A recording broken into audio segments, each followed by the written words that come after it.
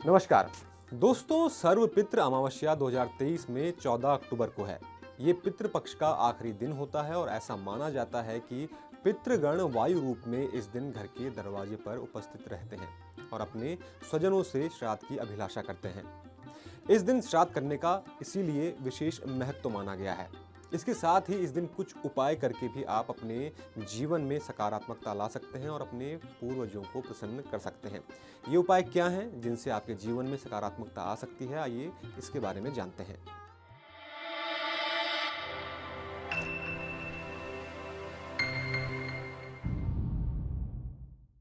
दोस्तों, साल 2023 में सर्वपितृ अमावस्या के दिन सूर्य ग्रहण भी लगने जा रहा है। इसलिए इस दिन दान करने का तो आप पुण्य प्राप्त कर ही सकते हैं। साथ ही सर्वपितृ अमावस्या पर सभी पितरों के नाम का श्राद्ध करने से पितरों की आत्मा भी तृप्त आप कर सकते हैं और कई दोषों से मुक्ति पा सकते हैं, खासकर पितृदोष से। इस दिन ज्ञात अज्ञात और जिन लोगों की मृत्यु की तिथि का आपको पता नहीं है, उनका श्राद्ध भी आपको करना चाहिए, उनको तर्पण देने चाहिए। ज्योतिष शास्त्र में सर्वपितृ अमावस्या का महत्व बताते हुए कुछ उपाय भी बताए गए हैं। आइए अब इन उपायों के बारे में जानते हैं। तो दोस्तों, सर्वपितृ अमावस्या के दिन पितरों को प्रसन्न करने के लिए तर्पण और श्राद्ध करने का विशेष महत्व माना गया है।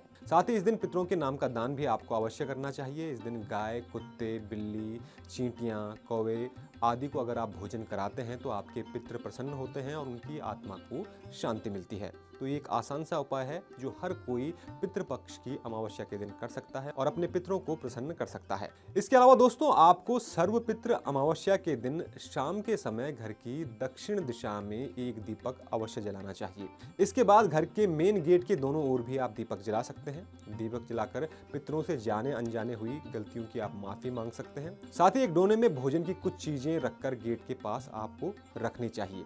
सर्वपितृ अमावस्या की शाम को ही सभी पितृगण अपने गंतव्य की ओर वापस लौट जाते हैं। ऐसा करने से अगर आप ये उपाय करते हैं उस दिन, तो ऐसा करने से पितरों का आशीर्वाद बना रहता है आप पर और आपके जीवन की सभी परेशानियां दूर होने लग जाती हैं। इसके साथ ही दोस्तों, सर्वपितृ अमावस्या के दिन श्राद्ध कर्म के लिए बनाए गए भोजन से पंचबली के लिए भोजन आपको अवश्य निकालना चाहिए। पंचबली अर्थात गाय, कुत्ते, कौवा, देव और चींटियां, इनके लिए भोजन का कुछ अंश निकालकर आपको रखना चाहिए। इसके बाद शाम के समय दक्षिणाभिमुख होकर पितरों को पितृ तर्पण आपको करना चाहिए। ऐसा करने से आपके पितृ आपसे प्रसन्न होते हैं और आपको आशीर्वाद देते हैं। शास्त्रों में बताया गया है कि पितरों के प्रसन्न होने पर देवतागण भी आपसे प्रसन्न रहते हैं।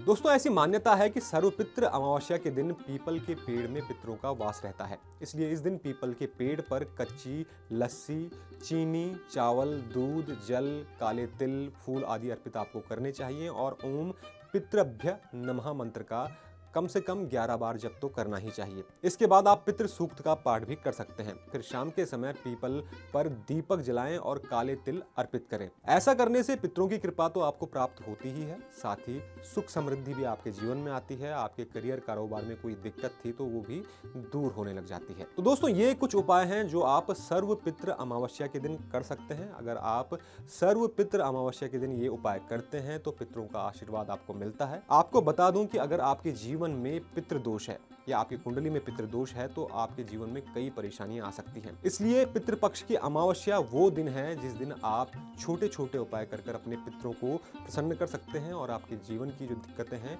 वो दूर हो सकती हैं। उम्मीद करता हूं दोस्तों कि आपको हमारे द्वारा दी गई यह जानकारी पसंद आई होगी। ऐसी ही रोचक जानकारियों के लिए चैनल को सब्सक्राइब जरूर करें और देखते रहें एनबीटी लाइव। नमस्कार।